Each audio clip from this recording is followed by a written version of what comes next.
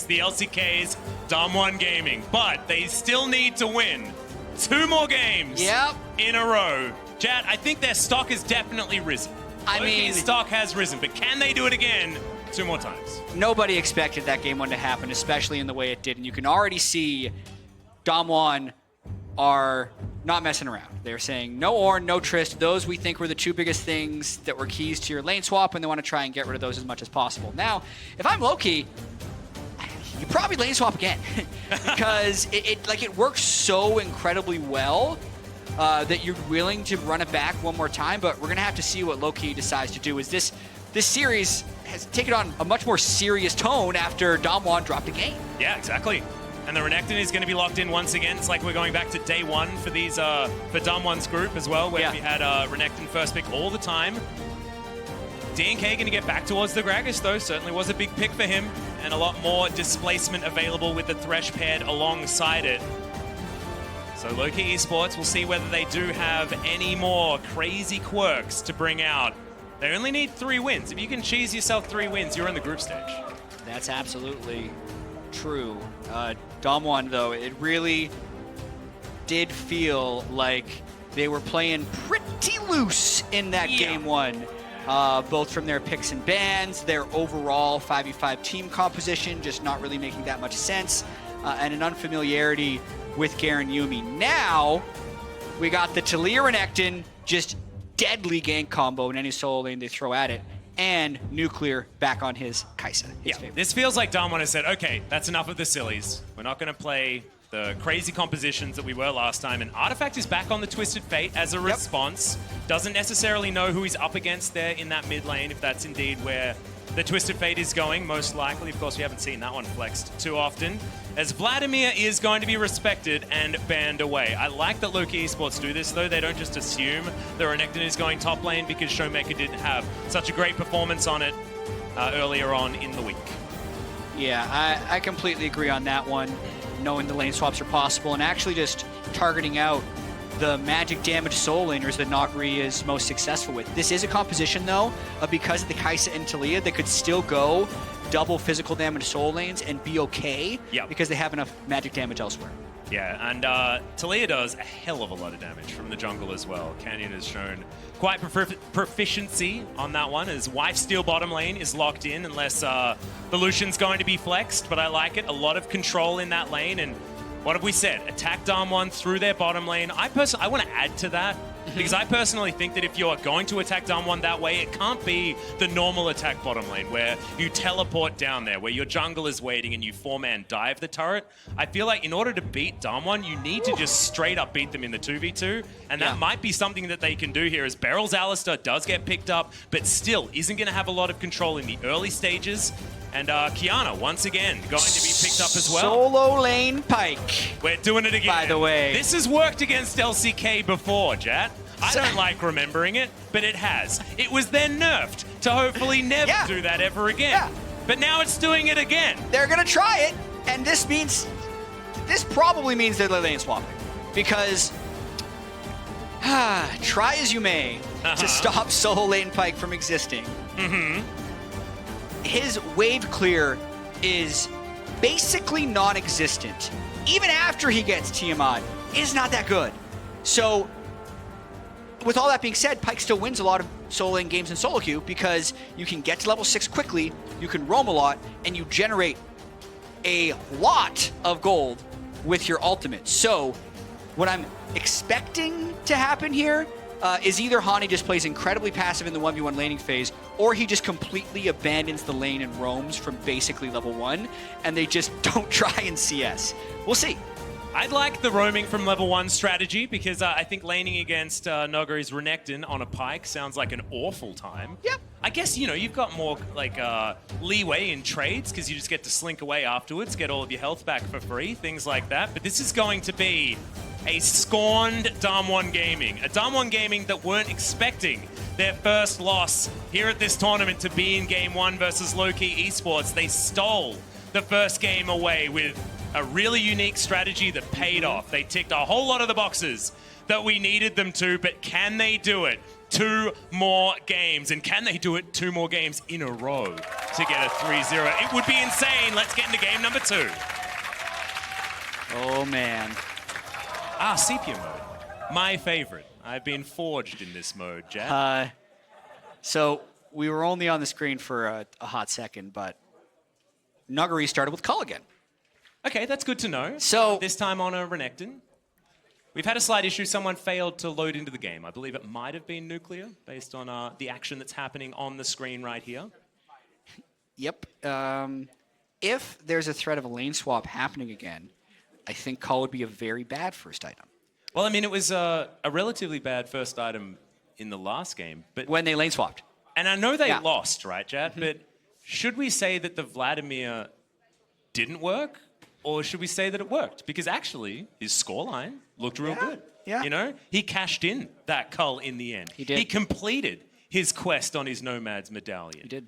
And then Tristana had 3 items by 3 minutes. Yeah, and also, like, they entered underneath Nexus turrets and the Tristana had teleport up. So there were a lot of things that happened that game that were required to happen in order for Loki to pick up the victory. And are they going to be able to have all of these ducks in a row? Yeah, because my opinion right now in this matchup is that so many very unlikely things to happen happened sequentially. Yeah. And then Damwon ended up losing. Do you want to try and go? You were talking about a reference that you wanted to make. Do you want to try and go for it here? Geez. You got plenty of time to muse. I do. Basically, this is a conversation we had backstage. Casters do this sometimes. They say, I was trying to go for this. Give me ideas. And I was like, I wanted to do like how many licks to the center of a Tootsie Pop. But like every lick would be some miraculous thing in the game, and the center of the Tootsie Pop would be a low-key victory. Yeah. Right? I think you explained it beautifully just there. That took way longer than like a quick little quip you throw in in like the moment of a cast. That's why we have pauses like this. And then Medic rephrased in a pretty succinct way. He said they got a 1 out of 100 play to work several times in a row. Yeah. Right? Which is close. Like it's pretty unlikely that you can just pull out lane swaps against an LCK team and have a 5,000 gold advantage with 3 turrets and 15 turret plates on your Trist 15 minutes into the game. That's incredibly unlikely. And also, how do you convince Damwon Gaming to play Garen Yuumi for the first time and have no siege potential in that sort of situation? Yeah, so and have the Vladimir start call, which apparently is just a common thing now. Yeah, I mean, I did get word that he's been playing a lot of the old Cull Vladimir in solo queue and has done it at least once or twice. I think he did it in the Kesper Cup last year, so I was called a bit of a dum-dum for getting. So again, in a game that he was seeing as low consequence. Yeah, against KG Seoul or something like that, apparently. I'm not entirely sure who was up against there. So, look, he has done it before. This is not a new occurrence for investment banker Noggery, nor is it just a disrespect play. And that's obvious because he's taken it again, even if he is on a different champion.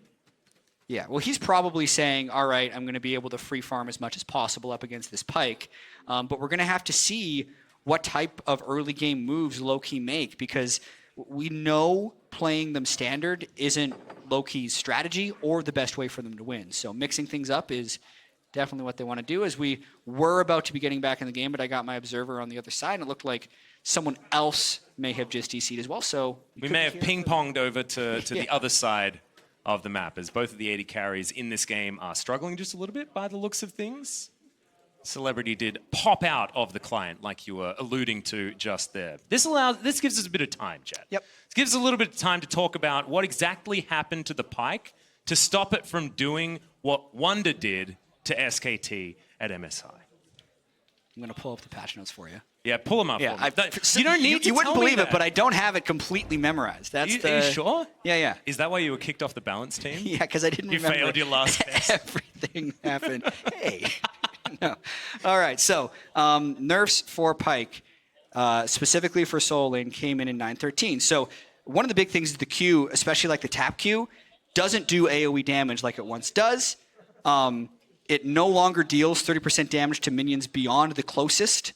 The stab attack damage, which used to be 150%, is now 100. So a bunch of nerfs. But to kind of compensate that, he gets more move speed with his W. Oh, and also his E doesn't do any damage to non-champions. So like you used to be able to E through a wave, poke it with your Q, proc the Tiamat, auto it again, and the wave would basically be gone. Now if you do that, You just maybe silly. get 1 CS. Yeah, Like, yeah. you've used all your spells, and you've killed 1 minion. And then further, that left him a little weak. So in 914, his death from below his ultimate Gives does a more money. lot more gold. Yeah. A lot. So basically what they've done is they've Yeah. removed his ability to kill minions, and they've made his risk-reward factor much higher. You know, much more variance, right? So if you do manage to get those kills, it is way more money. And I want to bring this back to this matchup, chat. Yeah.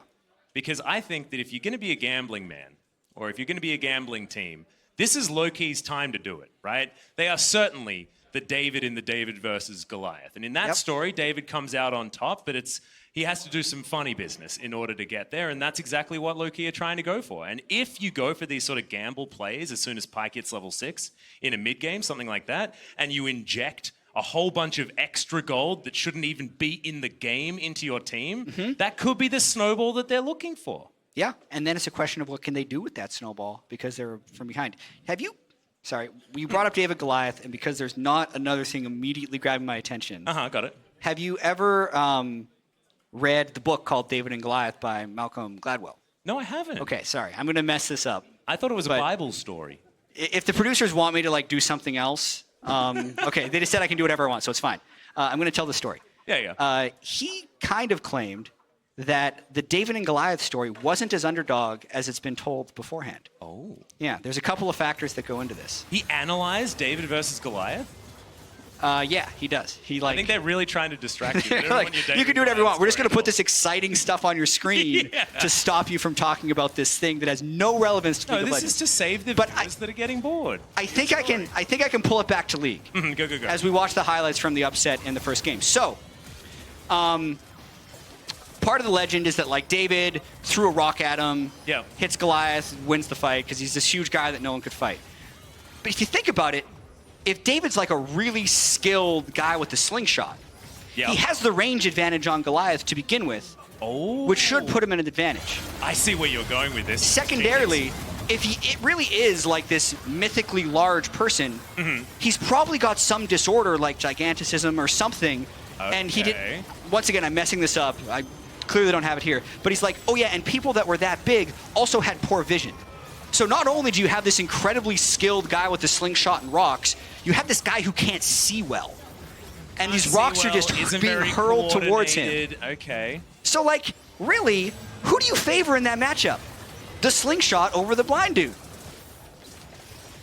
Probably the slingshot, now that you've explained it so eloquently. If that was the case. So, in League of Legends... To bring it back to this, who would have the advantage? Someone who's played 50 lane swap games, or someone who hasn't done it since 2016 because you haven't had to because it's been bad. Or a team that has range versus a team that doesn't. Yeah, right? Or if a team can see because the monitors were unplugged, like was clearly the strategy. Hey, there we go. Okay, full circle. There are a lot of references that made some sense. And speaking I do like David and Goliath from like a story building perspective, though. So, all right, let me just fill you guys in on exactly what's gone wrong and why we're talking about David and Goliath stories, even though it was absolutely beautifully done, Jet. Fantastic work. A player failed to load into the game properly, guys. So League officials have offered a remake of Picks and Bans with the same champions, and it was accepted. The new champion select is being done off broadcast now, which is why we're able to have these incredibly engrossing extra stories and added content for you guys, and why we've been here for quite some time. Yeah. And apparently we're in the last minute of loading, so the David and Goliath matchup, which you now don't know which team I'm referring to, is about to restart. Exactly. I don't actually know who David is anymore. Yeah. I think that David was the one with all of the extra range, but as we move into all the game number weapons 2, and the range and speed, the agility. Well, guys, we are out of those replays, and you know what that means. We are moments away from restarting this game, and hopefully everyone is going to stay in it. Dumb one. Certainly still have to be the favorites, but after the David and Goliath story, I'm starting to question everything. And after that first game, I already was. I was already vulnerable. And now Jat's had this amazing story, and I think I'm almost ready to flip-flop. I don't know. I mean, upsets are possible. Yeah. Have you ever heard of the Miracle on Ice? I haven't. It's like an American sports story. Yeah, I haven't really. I tried to pitch this. I know a few American two sports stories. unnamed NA teams. There were two of them, so you'll never know who I'm talking about. Okay. Before 2014, quarterfinals in Korea because they've just been getting destroyed by Korean teams in scrims all the time. I'm like, you know what? Upsets have happened. I just told them all these stories about American history. And like, yeah, but I really just don't think we're going to win. Of course you don't think you're going to win. And then they lost. Yeah, they did. They did lose. I remember that. Yeah. I wonder who they scrimmed, says Wonder. Wow, look, he has some pretty cool strats. Just taking credit for Loki's incredible play. Wonder, that was low. That was low. Let them have this. My goodness. Look at that individual gold at 15 by Celebrity Tristan in game 1, and 47.6% of the team's damage. That's a lot of percent of the team's damage, especially over a game that's that long as well. It's normally these sort of snowbally games or low kill games where it's like one team fight is actually the majority and you've not fought at all and then you get to 40 minutes. And I'm giving away the fact that I'm an LCK commentator here just a little bit. But you have the AD carry get 50% of the damage because he's actually just the only damage dealer and they've only done one fight, so the percentages are a little bit confusing. That is not the case for this game. Celebrity was right in the faces of Damwon Gaming, and then he was the one that won it towards the end. I like this. I remember I commentated him back when he was playing for Saigon Jokers a really long time ago. Wow. And I believe this squad as well had a lot of players from like Team Friendship or something. The team that didn't actually do a lot of...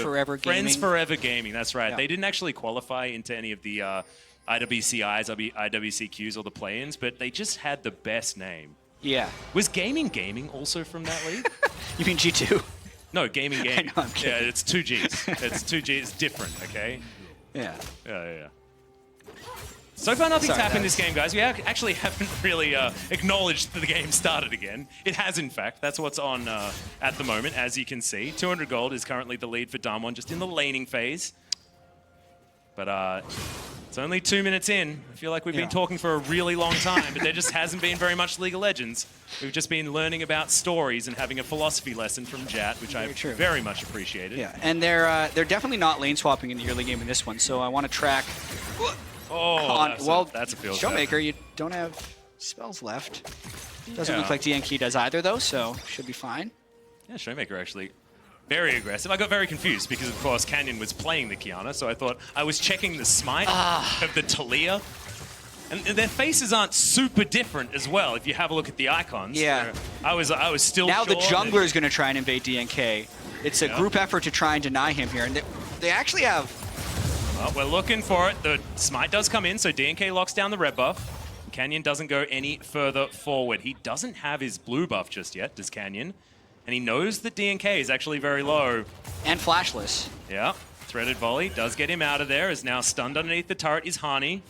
He doesn't have very much farm, Jat, so I think that your assessment of the Pyke is working out thus far. Yeah. Although he is sustaining fairly well. You can see he's gone with as many potions as possible. Yeah. Bit of a demolish there. Combo. Gonna find it, so Hani successfully saves himself on that one. Bone Skewer, but outside of turret range is Nogari, so will survive for the moment. Getting a bit dangerous, and that was Canyon just a little bit slow on the seismic shove. Yeah, you basically have to press the buttons at the same time, and that gets even more close when the Pyke builds Mercury Treads. But early on, Loki doing fine in the lanes that they're expected to do fine in. Yep. And also dealing with the very aggressive invading of Damwon early on. I like how you're saying fine, and fine is like a 16 CS disadvantage at 4 minutes on the top side of the map. Like, Nogari has over double his farm, but like, they're doing great. This is really good.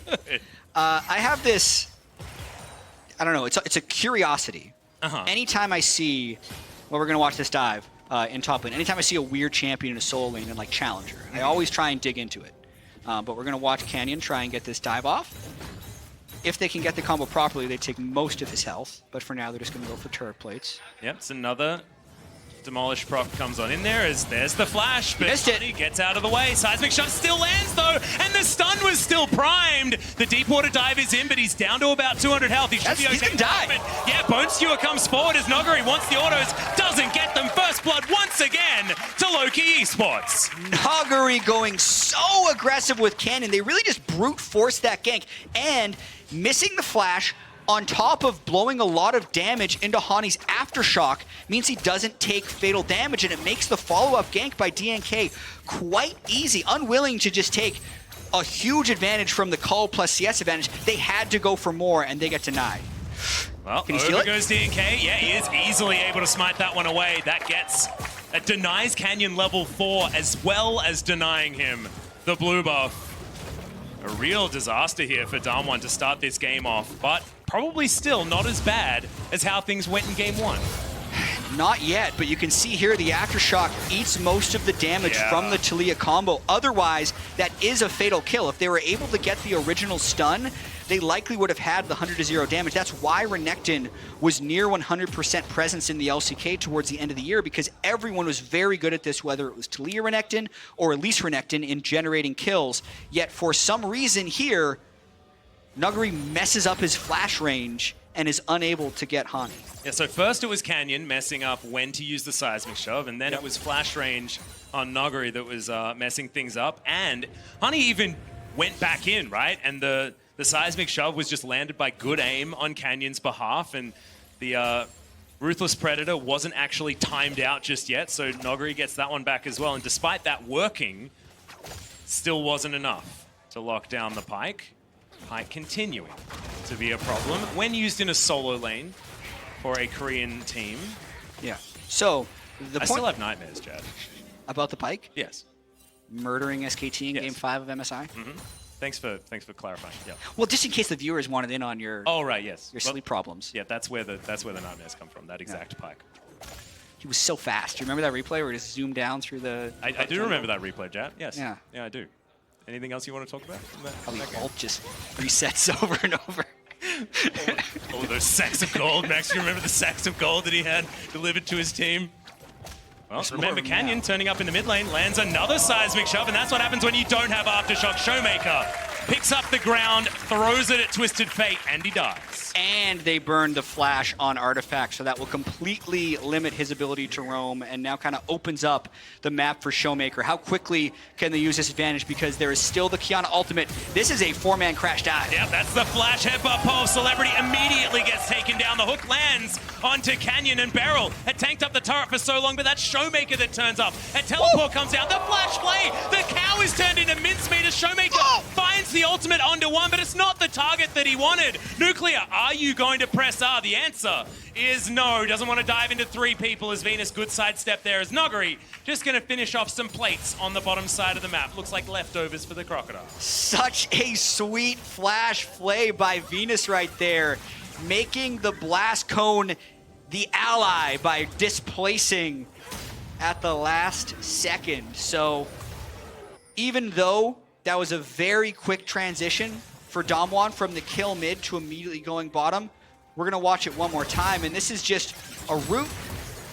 And normally, actually, when you see this gank, it would just be a route into an immediate seismic shove, but this was technically dodgeable by Artifact, just well aimed by Canyon at the very end, and Infernal actually goes over to low key. First Infernal of the series for them. Yep, Damwon going to lose it. Next Drake is going to be that Mountain Drake yet again. I believe same order of Drakes as it was in game number 1. So we'll see whether it might even be the 3 Infernals. Maybe Loki gets it, and maybe that's actually a bad omen for them, because apparently in this series, if you get 3 Infernal Drakes, you lose the game. It's very perplexing. You've got Nuguri still at almost double the CS of Hani, so I think that things need to continue happening around this Pyke, otherwise he's just going to fall further and further behind. So here's the thing. Tell me the thing. With solo lane Pyke. I don't think he needs CS to be successful. When I look at challenger solo lane Pyke players, their CS per minute's like 4.5. So low. Because Those you're playing at home, that's under half of what good CS is. Good CS is 10 Yeah. per minute, maybe 9.5. In crazy solo queue games that happen here in the US, it's probably like 8. I've been watching a lot of Tracking the Pros, and they're just killing each other everywhere. But yeah, so like Pykes are at 4, and other champions are at 8. And he does so much stuff outside of lane that he just follows like different gold values than other champions. Like a Pyke with 5 CS per minute can be just as, if not more effective in a team fight than a Renekton with 9, given the right situation. So just as we're looking at this, the gold could potentially slingshot around a fair bit because Damwon could be up 1,000, but then a Pyke gets a triple kill in a team fight and it's back, right? And then that lower CS number ends up just kind of fitting in with the kit to still have enough gold. A bit crazy. Noguri, though, has more swords and a bigger one than Hani at this stage. They're just trying to outsword each other right here. Yeah. That pesky shield in Hani's inventory, taking up space that he doesn't want utilized by that. Noguri really wanted to get towards that turret so that he could take that last plate that was just hanging on by a thread. Don't know whether he actually made it there, but does make it down into the river to try and get some vision control on Damwon's side as Venus is lurking. They have transitioned towards Shelly, and she's been alive for 40 seconds, and yeah, she's going to be taken down. Is this clutch? I thought they were playing in the next series. Well, we're about to find out with what happens at the Riftchild fight because Damwon is coming in for this. And that's a lot of people in the river for a Qiyana. Yeah, and Barrel's turned up here as well, so it is going to be a 4 versus 5 for the moment. But the killer instinct is going to be there for Nuclear, so Shelly hasn't reset just yet, and it looks like Damwon, they want to be able to steal this one away. DNK's got some great smites before as he goes golden immediately. Not entirely sure who picked up the Rift Herald, but now the fight is on. Showmaker dives forward. DNK dies so incredibly fast as the culling is soaked by the cow. Beryl still has the unbreakable will as Hani trying to get that pincer maneuver off to the top side. Damwon intelligently trying to get the stragglers as they move themselves forward. Headbutt pole lands, but that is a great aftershock proc there by Venus. Stun comes in, Artifact is being closed on, flash forward. The Twisted Fate goes down, and the rest of Damwon were dealing with the Thresh. Really good control here from the Damwon squad around that Rift Herald. And they also were able to pick up the Rift Herald, which is just immediately used by Noguri early. Noguri was the one that picked it up, so of course he's put it in his lane to try and get all of those plates that he was trying to lock down against this Pyke. Oh, Nucleus, what a cheeky devil. Look at that, goes and steals his plates away. Also, did you know, Ender told me this the other day. Oh yeah? Rift Herald resets the cooldowns of your trinkets. Really? Yeah, so Noguri technically could have spammed his wards, grabbed that Rift Herald, used it right away, and got his wards back. I wonder if he did that, because he had roamed down to the river. You can see there are a couple of Damwon wards there. We could just say, just proving you right's sake, that they were there. So let's have a look now how this fight went. Yeah, Canyon gets the smite, but Noguri picks up the Rift Herald, and really, Showmaker just catches the whole of Loki and stops them from being able to follow up on this fight. And the whole time, Pyke on the flank is just hoping to get someone in execute range, which is one of the reasons I think Nuclear had that early heal. Yeah. He said, all right, Beryl, I don't want Pyke resetting on us. That kind of infuses him with the confidence to go in with his Aftershock and ult. No damage can really be returned, and everyone on Loki ends up just getting 2 split up. Yeah, we have to talk about this Damwon comp and how it works together as well, just for a little bit, because there's some really exciting interactions with how this one works. Yes, they've got a whole lot of divers, right? They're able to get things done, but the really cool thing about this comp is that Canyon can set up supreme display of talent wall options for Showmaker. And you can create some crazy Thunderdomes with the shapes that you can build, and you can have a heck of a lot of damage if you block people off, especially in Baron Pits, throughout the jungle, things like that, because that interaction does work. Yeah. Sometimes it can just seem to blow up the whole screen, especially if you threw a Jarvan in the game as well, because if the walls connect, everything flies around with the Qiyana ultimate. It's real silly. Actually, the first time I saw it, I was very confused. It was like a disco. Lots of lights, lots of explosions. It was a Michael Bay film. But it was certainly exciting to watch, and we'll see whether Damwon can show us some of these team fights as the Mountain Drake is going to go over. I love it, being able to pick up the Earth Dragon when they've got 2 sort of Earth-wielding champions as well, the Talia and the Qiyana. Thematically correct, beautiful.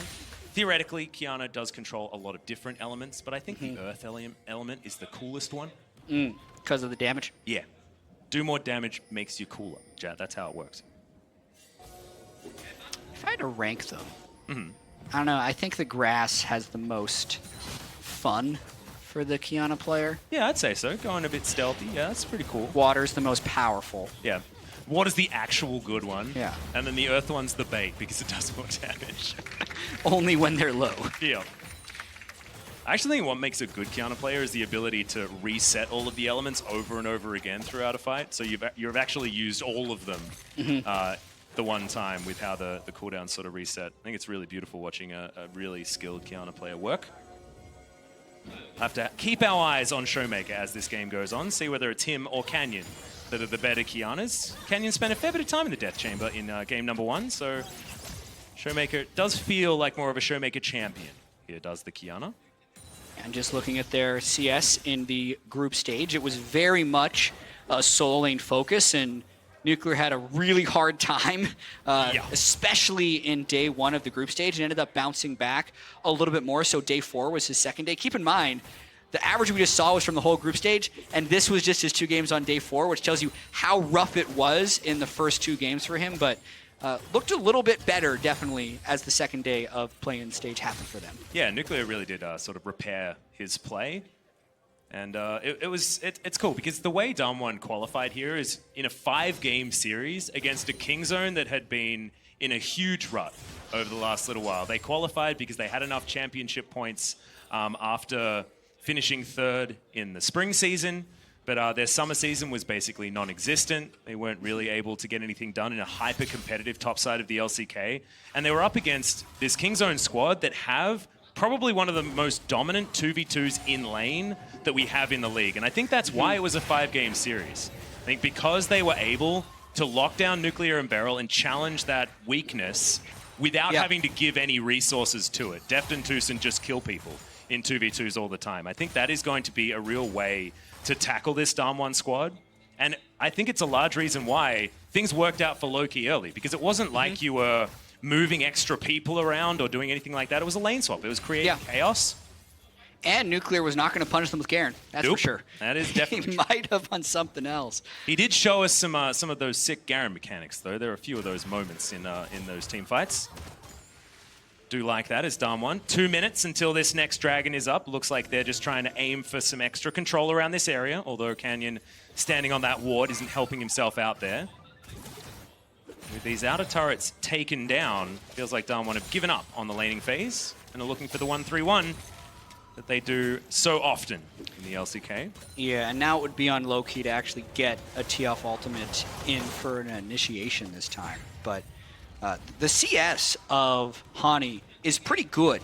Being able to get kind of the early assist gold on Nagri's Renekton, which stopped him from being too aggressive, let him get to Tiamat quickly enough that he's been CSing quite well at his own turret, but he would need that one team fight to really get going, and the number of kills in this game just have to go way up for this solo lane Pyke to be effective, because that's the way he generates so much of his gold. So much of the power of the champion is actually just the gold he generates through his ultimate. I feel like next serrated Dirk is when they just have to fight. When Loki are just at a point where they will only get weaker after that point. I think that is a big power spike here for Hani to try and fight around. But if Damwon can get a team fight that they're looking for, because remember, this is now a team fight composition from Damwon as well. They can dive bomb with their Kai'Sa. They can get a whole lot of chain CC down from the Alistair that's in Beryl's hands. You have to remember the nameplates are very important here because Beryl is so incredibly good at finding the right moments for his Pulverize. And then the Supreme Display of Talent plus the Weaver's Wall are a combo that really do need to be respected as we're having some drawing. Finally, it's back. Yeah, it was bugged in game 1. We didn't get it. But now look at all the wards and the vision control that they have in the river with Dragon coming up in exactly 20 seconds. So I forgot in case you wouldn't know. Also, if you ever want, I can just give you visual support for your points. Okay. And tell us straight for you. All right, next team fight. While I'm play-by-playing, could you please highlight where the things are happening so that the audience can see? That would be really, really cool. It will probably be also very distracting, so hopefully I can keep it together. I have a plan. All right, I'm ready. The Infernal Drake it's is going to be a while for the next team fight if Damwon has their way. Yeah. 4,000 gold is the lead just somehow for Damwon. They won a couple of fights. Yeah. And that's what allowed them to get there. And they had so much vision control, it would have been unwise of Loki to actually go in there and check. I've got an important question, Chad. Oh, great. I was wondering who's copying who out of Showmaker and Hani when it comes to item builds? I'm excited about this because I had a question for you that also related to longswords. Oh, cool. Yeah. Okay. Answer my question first, though. Who do you think's copying who? I think Showmaker is copying Hani. I think so too. Yeah. I feel like this is the Pyke build, and Pyke's been around longer. Yeah, and I think the Tiamat is optional. True. On Kiana. Whereas it's mandatory on Pyke because he doesn't have any other way of killing minions. No other way. My question would be, remember when sometimes casters ask each other for help with analogies? Yeah.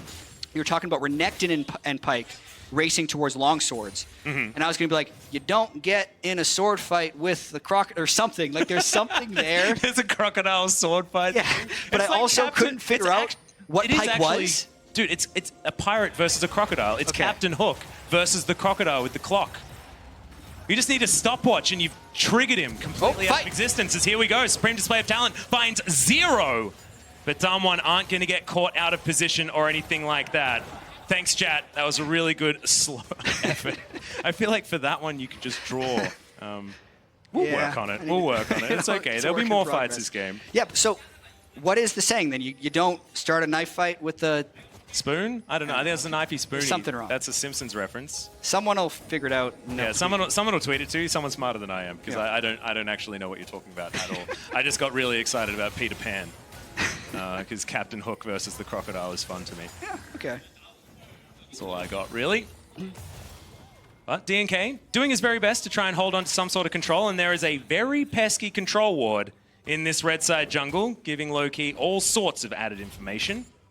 Come on, Damwon, get it. I mean, this is the type of game. This is the type of game we expected in Game 1. Yeah. And it feels like Damwon has kind of refound, their seriousness in this series. Rediscovered even. Yeah, and like that Twisted Fate ultimate was used just because they wanted to check Baron, right? Yeah. Not because they were looking for a fight, but at some point they do need to go in, right? They're getting starved out of trinkets. Were you actually thinking of don't bring a knife to a gunfight? Yeah, but it needed to be swords. Yeah, I know. It needed to be a crocodile fight. Yeah. There was a lot of things that were missing. Don't bring a crocodile to a gun sword fight? Yeah, don't bring a crocodile to a sword fight. Don't bring a crocodile to a barbecue? Yeah. I think that's an obvious one. But nothing's barbecuing. It's not like they're building Sunfire capes. Yeah, that's true. There's no rumbles here. Yeah. I think it needs some work, right? But yes. We'll definitely... We'll workshop it later. I'm sorry, that's all I was thinking about while you were making up. One of my favorite things is taking idioms people are used to and then switching the last word. Uh-huh. Right? So that's why, like, kind of an idiom, don't bring a blah, blah, blah to a blah fight. Like, you actually, I think that's really cool because, like, if you change the last letter of idiom, you get idiot. there's a reference there. Can we figure out a way to make that one work too, Jen? I don't know. So rude. Well, do you know what's rude? We're in the lull state, and we haven't talked about the lull state yet because this game has slowed well and truly all the way down as we're having a look at the bounties that people have on their heads. It's actually the circles were getting in the way there just a little bit. They were. As Nuclear is making his way towards item number 3. We need to talk about when this Damwon comp is going to get strong, and I think 3 items for Nuclear is going to be a big one. As Beryl, he's going to try and get them off the lantern, and a Seismic Shove will do just that. Nuclear's going to grab it, and they're going to blast cone their way over to this Baron. The Weaver's Wall's fantastic, as well as Venus. He can't get over unless he flashes, and he doesn't have it available. Teleport's coming in, but can they actually get there? The Seismic Shove to get them out of the way. The culling was in there, but the smite was true this time. Showmaker doesn't get the Supreme Display of Talent, but it's a really good cleanse. As into the backline goes Nuclear. He gets stunned, but he's able to take down Celebrity before anything happens. Damwon lose no one. They gain themselves a Baron and 2 kills. And Hani, he might be going down yet again. Oh no. This 1-2 punch of the cow plus the Talia is working so well for Damwon this game. And they actually had so much control over that entire situation. The starving of vision they had done to Loki over the past 4 or 5 minutes, forcing them into a move, and now they're at least going to be trying to take this inhibitor. And Canyon's eye is well and truly in on these flicks as well. The Seismic Shove looked fantastic, like he was swatting a fly away. But instead it was a Thresh, and it denied him from getting towards that pit. You could tell that he really wanted to get over there and provide vision for his squad so that maybe there was a potential steal. Just wasn't going to happen. Nogari sees 50 gold on the map right there, and he's going to take down that ward. The first flick, fantastic. Venus will come over in the end. Another one. The Weaver's Wall's brilliant. This was all about Canyon. Also keeping Thresh out from hooking the pit so he couldn't bring a teammate in.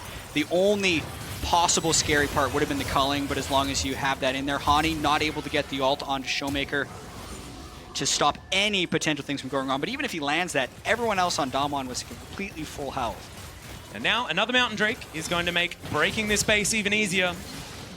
It was already done. The inhibitor in the mid lane was there, and 8,000 gold is now the lead at 25 minutes into this game.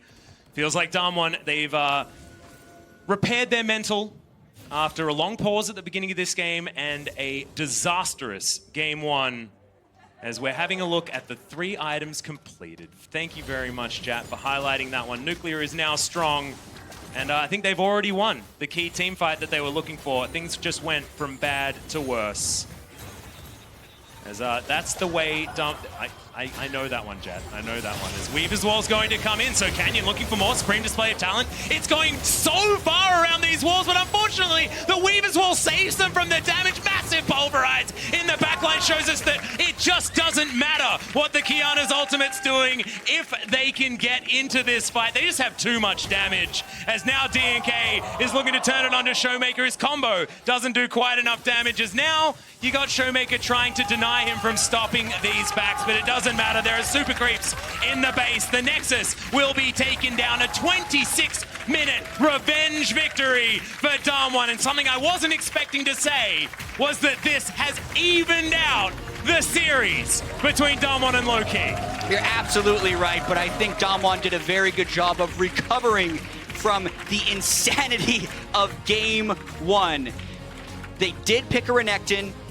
Loki didn't decide to go for lane swaps, and even though a few things actually did go wrong for them in the early game, they stayed controlled, they didn't overforce, and they just kind of let the game come to them. They actually played their game rather than just thinking they would be able to walk over Loki Esports, which Loki proved couldn't be done in game one. Yeah, and it was once again a cull start from Nuggery, but I think the rest of the team certainly played with a lot more respect for this squad. I'm glad that we saw a lot of barrels moments as well that we were expecting on the Alistair, and Showmaker on the Kiana, despite missing one of the ultimates, was otherwise able to utilize her exactly where she needs to. And a lot of the things that Damwon were commended for were playing around item spikes and item completions and power spikes, and it just showed that they certainly know exactly when Kiana is supposed to get down and dirty in these battles. Yeah, and utilization of Hex Flash from Barrel I thought was very strong. Right, like the early turret dives they were able to pull off bottom lane just as soon as he hit level 5 or level 6 with Aftershock tanking multiple